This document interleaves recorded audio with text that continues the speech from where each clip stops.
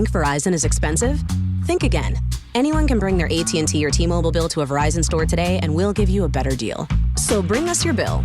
Walk in, run in, pogo stick in, teleport if you can. Ride on the back of a rollerblading yak or fly in on the wings of a majestic falcon.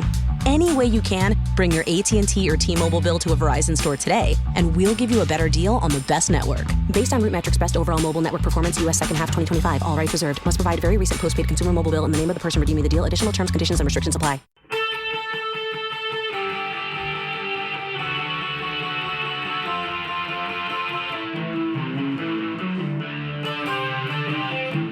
This is the Daily Blast from the New Republic, produced and presented by the DSR Network. I'm your host, Greg Sargent.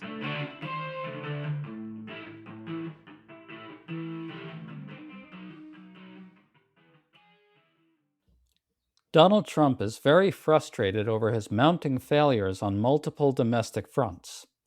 Having fired his Attorney General and Homeland Security Chief, he's now looking at purging more top officials. As one report puts it, he's very angry. Meanwhile, Trump's advisors are reportedly very worried about the war's deep unpopularity. One senior aide fears he's being given a rosy picture of how the war is being received and that he's deeply misled as a result. The through line to all this is that Trump is bumping up against the limits of his magical thinking. Yet there's no sign of any willingness to adjust. New Republic staff writer Kate Aronoff has been writing really well about the reality check his policies have received, so we're talking to her about this weird tension between this and his refusal to course correct and the real damage it's all doing. Kate, really nice to have you on. Nice to be back. So Time magazine reports that top White House advisor Susie Wiles fears that Trump is being fed a bill of goods about the popularity of the war. She fears it's really hurting GOP chances in the midterms. Trump's pollster, Tony Fabrizio, has conducted studies showing its unpopularity, and a small group of aides delivered this bad news to Trump. Kate, I think it's hard for some pundits to accept that Trump's war has made him even more unpopular. That's not how things are supposed to work. Yeah, I don't want to be too kind about the history of American wars, particularly in the Middle East, but this is an exceptionally unpopular one. And they didn't even have the dignity to haul out a Colin Powell type figure to hold the little vial up before a panel and tell us a lie about weapons of mass destruction. They just kind of went in and, there was no lead up. There was no sort of attempt even to cultivate some sort of popular support or even a real sense that Iran posed a threat. They said that, Tom Cotton said that an imminent threat for 47 years from Iran. So, yeah, I mean, it sort of boggles the mind that anyone would imagine that this would make Trump popular and do anything other than crater already pretty shaky public support. But, I hope that means this war can end as soon as possible. Well, I think that's actually a reasonable supposition in some sense, because if Trump's pollster is conducting surveys showing the war is very unpopular and Susie Wiles is telling Donald Trump, sir, whoever's telling you that this is going well is lying to you and this is going to kill us in the midterms, then I think there actually is something of a chance that Trump looks for a quicker way out. One would think that would be the most likely outcome, is that, this thing would be wrapped up soon because it's sort of dragging on multiple fronts, whether it's gas prices in the United States or just the fact that, American soldiers are starting to die. Trump knows things are going very badly on many fronts. He just fired his Attorney General Pam Bondi, and Politico now reports that he's weighing firing Commerce Secretary Howard Lutnick and Labor Secretary Lori Chavez DeRemer. One administration official tells Politico, quote, he's very angry and he's going to be moving people. Kate, I thought that's interesting because obviously Lutnick has a big economic role and a big role with the tariffs. So clearly Trump's ticked about his economic approval being in the toilet and he's looking to make it appear like he's acting to fix things. But Kate, would firing Lutnick do much? Well, it wouldn't open the Strait of Hormuz, for one. And that, is ultimately what he's trying to deal with, right? Is that he started a war of choice alongside Israel. to provoke a country that can control the Strait of Hormuz. And somehow the Defense Department or whoever did not think about that possibility that you could close down 20% of the flow of crude oil for the entire world, along with a host of other very important commodities, by starting a very stupid and illegal war. There's an interesting dimension to this that I think we should try to draw out a bit. Trump is in a rage over the Supreme Court striking down his tariffs, and in some sense, he's probably taking that out on Lutnick.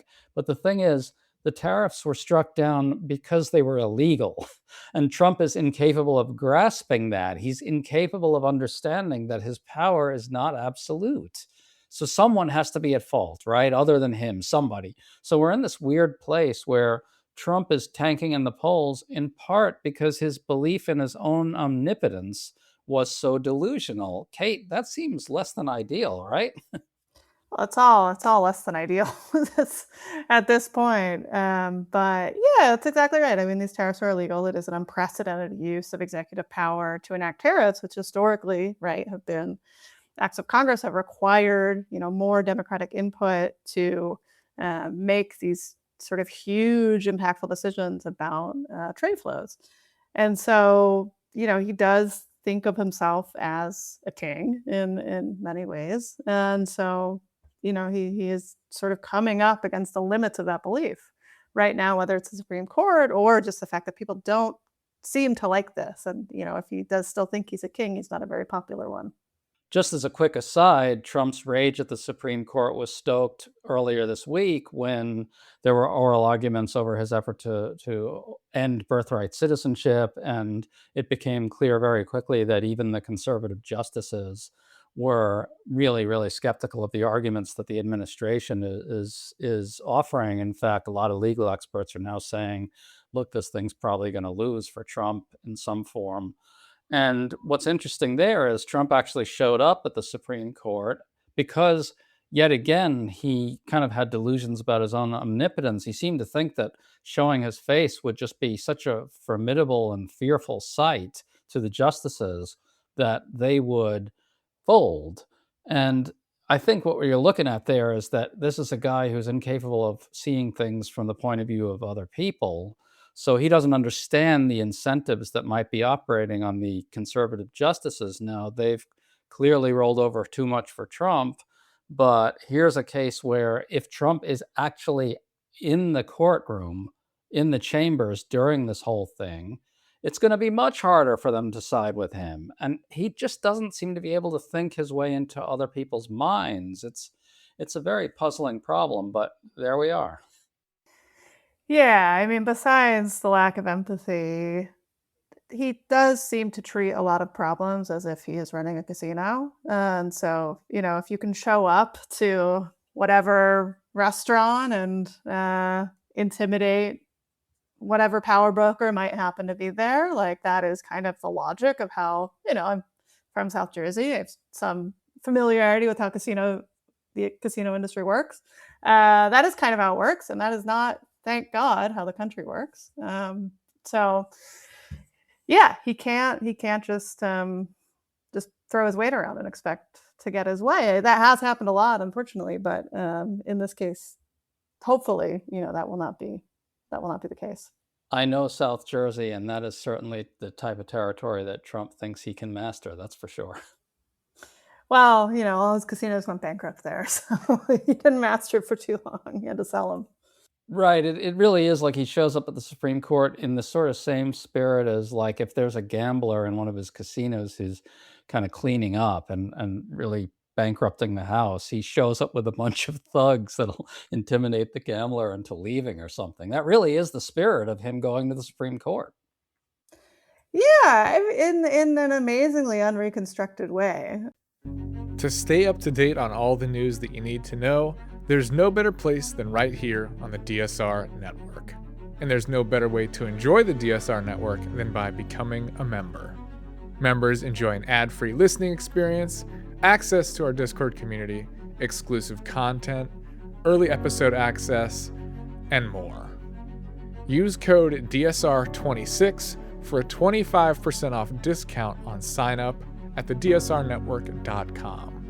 That's code DSR26 at thedsrnetwork.com/buy. Thank you and enjoy the show.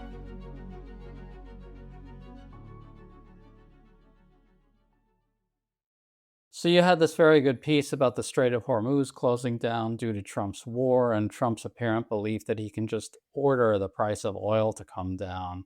There was a good line in there, I thought, about how the Strait of Hormuz, which is around 20 miles wide at its narrowest point, is like the central and most important geographic fact about our global energy situation. Can you get into all that a little bit? So I wrote this piece the other week after, as you may have seen, as listeners may have seen, markets were expected to open really down. The price of oil was supposed to be very high. And before markets opened, around 7 a.m., Trump tweets that we're going to put off bombing Iranian energy infrastructure for another 5 days, aka until markets close again on Friday. They ended up extending that, but there is this sort of amazing thing that Trump has managed for a while to almost unilaterally control the paper price of oil.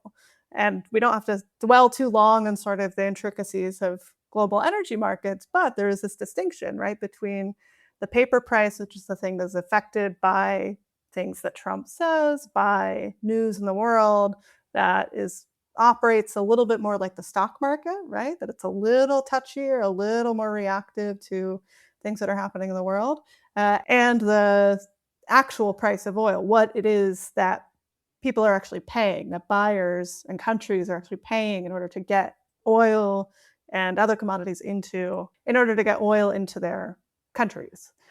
And there is this real air of unreality and, something along the lines of what we've been talking about so far, where he thinks he can, the term is jawbone the price of oil and just ignore the fact that there are real shortages. And part of what is driving up the cost of oil is the fact that this very important passageway is closed, that only a handful of tankers are getting through, that, countries are sort of negotiating deals on the side to try to get some supply sent their way. But for the U.S., they're not getting things through, and many U.S. allies are not getting supplies through, and that's causing a real crisis in Asia, which maybe we can talk about, but it's having knock-on effects for us here in the U.S. that are much less severe. But $4 gas is nothing to sneeze at, obviously.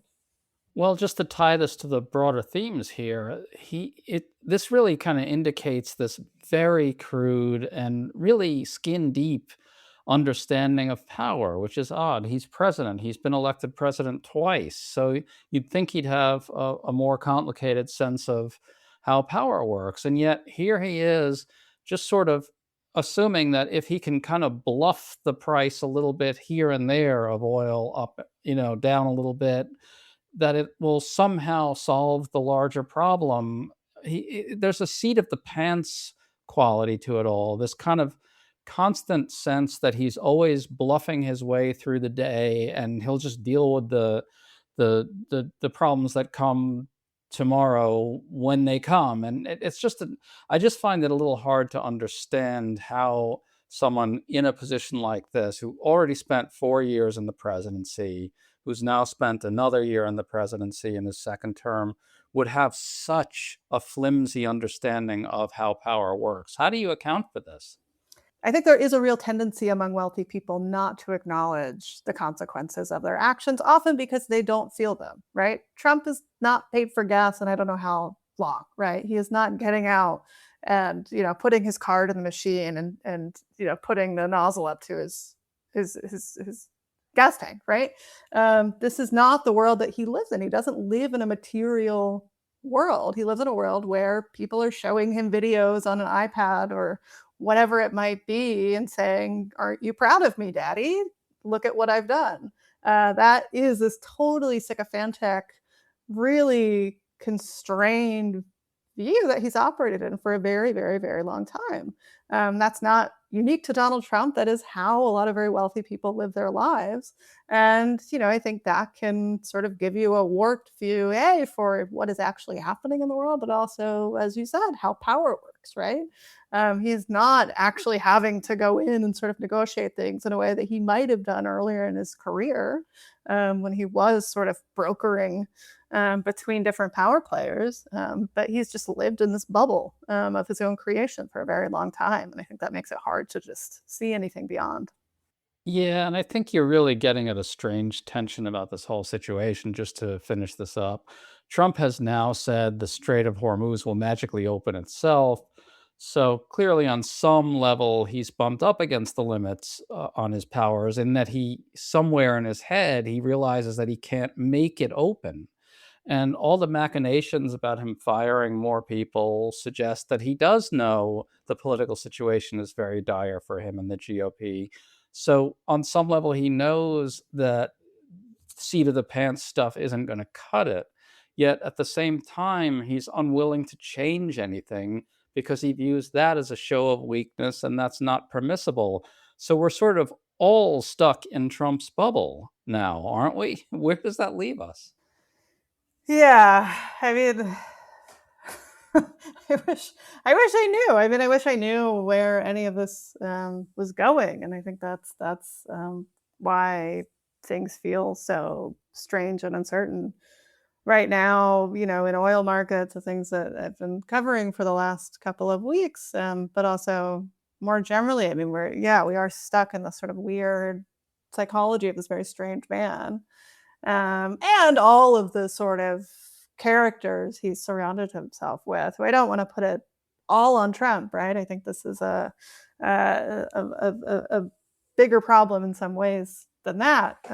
But it is really, really, really hard to know what is going to happen. In part because we are dealing with someone who themselves does not know what is going to happen from one day to another, and seems very volatile. And look, there's really only one way out of this, which is to organize and to vote in big enough numbers that it punctures that bubble and gives us more control over the situation. I mean, that's really the bottom line. He can bluff all he wants, and he can order the price of oil to drop, and he can command the Strait of Hormuz to open itself magically. But we don't ultimately have to remain in this bubble. If we show up in large enough numbers, we can overwhelm it and take charge of the situation a little bit. And I really hope people will do that, Kate. Like we were saying at the beginning, this war is really, really, really unpopular. People are fed up with higher gas prices. People are fed up with American soldiers dying abroad. People are fed up with having to see dead babies on their feed. And so I hope that we really can puncture this bubble surrounding Trump that we have been forced to live in, and end this war. Well, we do have that power. We just have to exercise it in big enough numbers. Folks, if you enjoyed this, make sure to check out Kate's work over at tnr.com. She does great stuff on climate and on the politics of it. Kate Aronoff, really wonderful to talk to you. Thank you so much for coming on. Thanks for having me. USAA knows dynamic duos can save the day, like superheroes and sidekicks, or auto and home insurance. With USAA, you can bundle your auto and home and save up to 10%. Tap the banner to learn more and get a quote at usaa.com/bundle. Restrictions apply.